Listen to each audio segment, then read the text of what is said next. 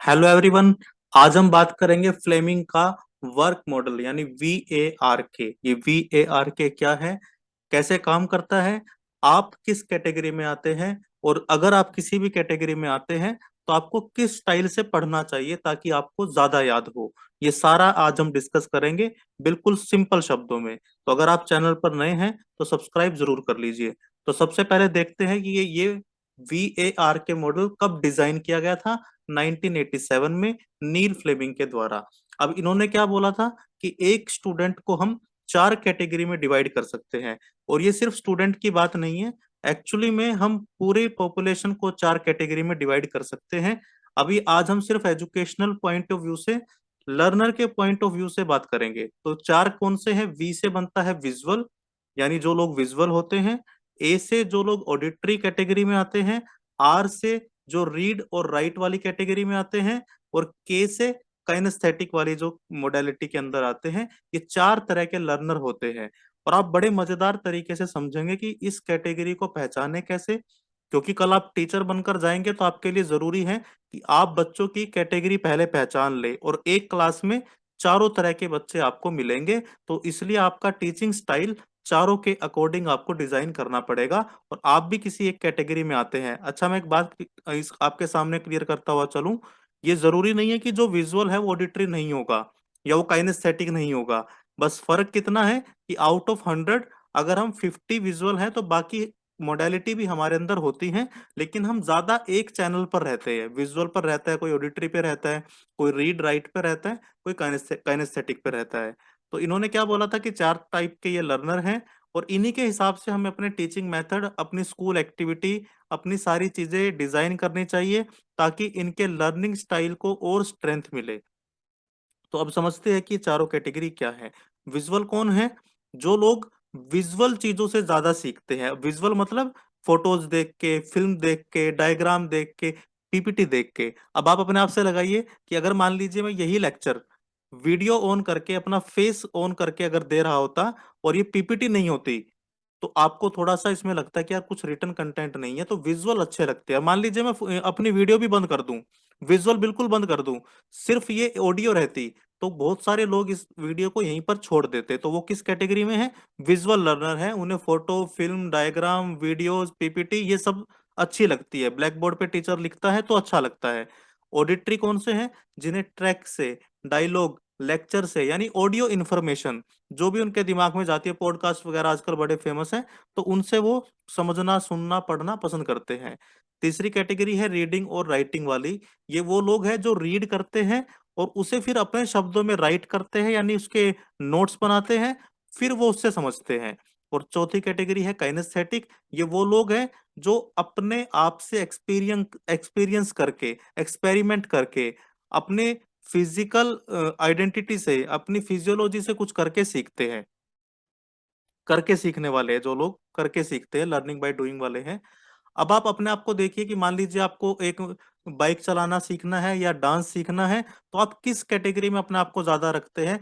क्या आप लोगों के फोटोज या वीडियोस देखते हैं कि वो कैसे परफॉर्म करते थे और उसके बाद आप सीखते हैं, या आप किसी एक्सपर्ट से सुनते हैं कि ये काम कैसे करना चाहिए, या फिर आप उसके बारे में किसी बुक में पढ़ते हैं और फिर अपने हिसाब से नोट्स बनाते हैं, या फिर आप किसी को लाइव करते हुए देखते हैं फिर ट्राई करते हैं? इसके हिसाब से आपकी कैटेगरी डिवाइड हो जाएगी।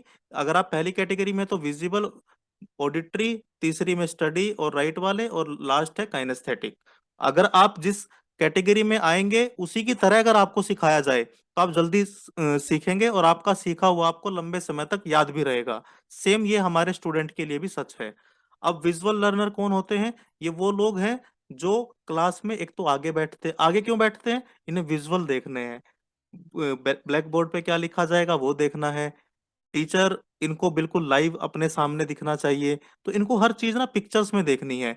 और ये क्या करते हैं? ये बहुत सारे अपने नोट्स में ना लाइन खींचते हैं, चार्ट का यूज करते हैं, डायग्राम बनाते हैं, माइंड मैप बनाते हैं, उसमें कलर का यूज करते हैं ताकि अलग से विजुअल इनकी पकड़ में आ जाए। और ये विजुअल इमेजेस पर, स्केचिंग पर, इनमें बहुत इनका इंटरेस्ट रहता है। अगर हम इसी के जरिए इनको पढ़ाए वर्ड्स को अगर हम थोड़ा सा पिक्चर में कन्वर्ट कर दे, उसे एसोसिएट कर दे, पीपीटी बना दे, वीडियो इनको दिखाई जाए, तो ये जल्दी सीखेंगे और इनको लंबे टाइम तक याद रहेगा। आप भी देखते रहिए आप किस कैटेगरी में हैं। मैं इस कैटेगरी में ज्यादा आता हूँ, विजुअल लर्नर में ज्यादा हूँ। अब आप देखिए किस, अगर आप इस कैटेगरी में आते हैं तो आपको आर्ट, आपको अच्छी अच्छी चीजें, आपको सौंदर्य दृश्य बहुत अच्छे अच्छे अच्छे लगते हैं। आपको कोई भी डेटा या कोई भी चीज विजुलाइज करने में और उसको अपने विचारों के साथ जोड़ने में बड़ा मजा आता है। इसी तरह आप रिकॉल करते हैं चीजों को। आप किसी की बॉडी लैंग्वेज पर, कि कोई आदमी कैसे बैठा है, कैसे उसने कपड़े पहने हैं, कैसे उसने अपने फेस के एक्सप्रेशंस बनाए हैं, इस पर ज्यादा ध्यान देते हैं, तो आप इस कैटेगरी के अंदर आते हैं। ऑडिटरी लर्नर कौन से होते हैं? ये वो लोग हैं जो किसी की स्पीच पर, उसकी टोनैलिटी पर, कि वो ऊंचा बोल रहा है नीचा बोल रहा है, इस पर बड़ा ध्यान देते हैं। और ये हर चीज को अपने शब्दों में रिपीट करना पसंद करते हैं। जैसे कुछ लोग आपको मिलेंगे, आप उन्हें बोलोगे कि क्या कल आप मुझसे मिलने आओगे, तो वो ऐसे बोलेंगे, अच्छा कल आपसे मिलने, मतलब उन्होंने आपकी ही बात को अपने वर्ड्स में रिपीट किया तो उन्हें सेटिस्फेक्शन मिली। तो ये ऑडियो एक्टिविटीज में बड़ा बिलीव करते हैं। विजुअल लर्नर थोड़ा फास्ट बोलते हैं, तेज बोलते हैं, मतलब उनकी बोलने की गति ज्यादा रहती है, स्पीड ज्यादा रहती है। ऑडिटरी लर्नर की पहचान मैं आपको एक बताता हूँ, वो थोड़ा धीमा बोलते हैं, मतलब वो थोड़ा अपनी बात को अपने माइंड में रिपीट कर करके बोलते हैं।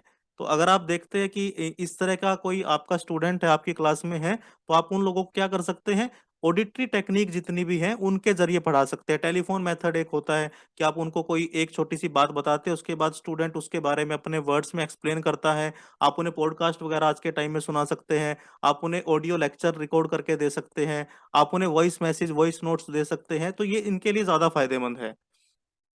इस तरह की एक्टिविटी करने से ये लोग ज्यादा अच्छे से सीखते हैं। और बाद में जब सारा पढ़ा दो तो उसे समराइज कर दो आप, और उसके बाद वो उनके शब्दों में जब वो रिपीट कर लेते हैं तो उनको और अच्छे से याद हो जाता है। या फिर कोई अथॉरिटी, जैसे आप टीचर हैं, आप अगर अपने वर्ड्स में सारी चीजों को समराइज कर दो तो भी उनको अच्छा लगता है।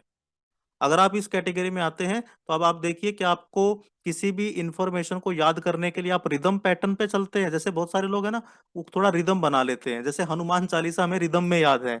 अगर कोई वैसे बोल दे कि वैसे सुना दो तो शायद हम भूल जाए। तो बहुत सारी चीजें हमें गाने रिदम में याद है, अगर हम बिना रिदम के बोलेंगे तो हम भूल जाएंगे। तो ये हमारी एक इस टाइप की मेमोरी है जो रिदम के साथ एसोसिएट रहती है। तो अगर आप इस कैटेगरी में आते हैं तो आपको भी किसी गाने के साथ कुछ इन्फॉर्मेशन जोड़ना है, उसे गा के सुनाना अच्छा लगता है। उसके अलावा आप क्या करते हैं, आप किसी भी चीज को जब आप समझते हो तो आप थोड़ा उसे जोर से बोलने में, आप थोड़ा उसे बताने में, लोगों को समझाने में, उनसे सुनने में आपको बड़ा मजा आता है। लेक्चर्स की को ज्यादा आप प्रेफर करते हो बजाय कि आप टेक्स्ट बुक पढ़ो, क्योंकि आपको सुनना है तो सुनना आपको अच्छा लगता है। पॉडकास्ट वगैरह ये सारी चीजें आपको बहुत अच्छी लगती है। जहां पर भी ऑडिटरी एक्टिविटी हो रही है वहां आप खुश हो जाओगे अगर आप इस कैटेगरी में आते हैं। मैं इस कैटेगरी में कम आता हूँ। रीड राइट, अब ये कौन से हैं? नाम से पता है, जो पढ़ते हैं और फिर उसे अपने शब्दों में लिखते हैं। तो ये लोग क्या करते हैं, किताब को पहले पढ़ लेंगे, अच्छे से इनको मजा आएगा किताब पढ़ने में, फिर उसके नोट्स को लिखेंगे अपने शब्दों में और कई कई बार लिखते हैं। ऐसा नहीं कि एक बार लिख के बंद हो जाएंगे, उसे रीराइट करते रहते हैं ये लोग। और इस तरह के लोगों को जो इस कैटेगरी में आते हैं, उन्हें भी डायग्राम बनाना, उसके अंदर स्टेटमेंट लिख देना। किसी, आपने देखा होगा ना, किसी कमरे पे जाओगे, अगर आप पढ़ने वाला कोई स्टूडेंट है, अगर आप उसे कमरे पे जाओगे अगर वो इस कैटेगरी में आता है, तो वो अपने दीवार पर जो उसने चार्ट वगैरह बना रखे हैं उस पे कुछ ना कुछ इन्फॉर्मेशन लिखते रहते हैं। वो जब तक लिख नहीं लेते हैं ना, याद नहीं होता।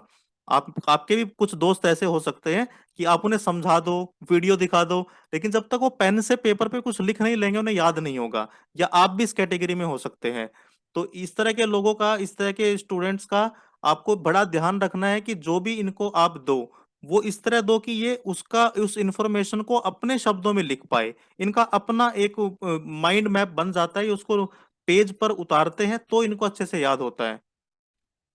अब आप देखिए कि आपको लिस्ट बनाना, डेफिनेशंस पढ़ना या इस तरह की सारी चीजें करना आपको अच्छा लगता है?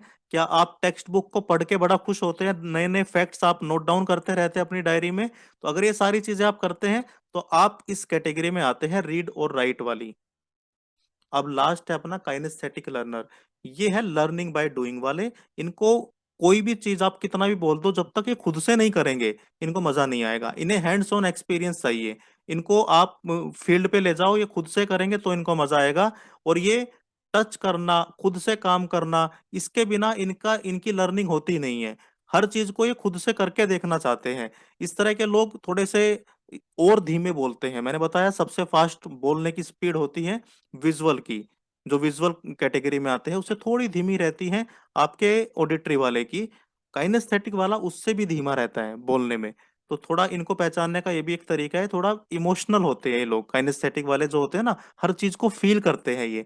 तो इसीलिए ये हर चीज को टच करके, हर चीज को अपने आप से करके सीखना चाहते हैं। तो ऐसे स्टूडेंट्स को आप कैसे अपने साथ जोड़ सकते हैं? उन्हें आप प्रैक्टिस करवाइए, उनको लर्निंग बाय डूइंग कराइए। जितना आप उन्हें फर्स्ट एक्सपीरियंस देंगे उतना वो ज्यादा सीखेंगे। तो इस तरह हमारी 4 कैटेगरी लर्नर की बनती हैं। इन्हीं के हिसाब से हमें टीचिंग करानी चाहिए, ताकि हम बच्चे को ज्यादा से ज्यादा सिखा पाए। और उससे भी पहले हमें यह समझना चाहिए कि हम किस कैटेगरी में आते हैं, ताकि हम उसी हिसाब से पढ़ना शुरू करें। तो ये थी दोस्तों आज की जानकारी, आज की वीडियो। आपका कोई भी सवाल है तो कमेंट सेक्शन में जरूर पूछिए। आपने अब तक अगर चैनल को सब्सक्राइब नहीं किया है तो जरूर कर ले। Thank you very much.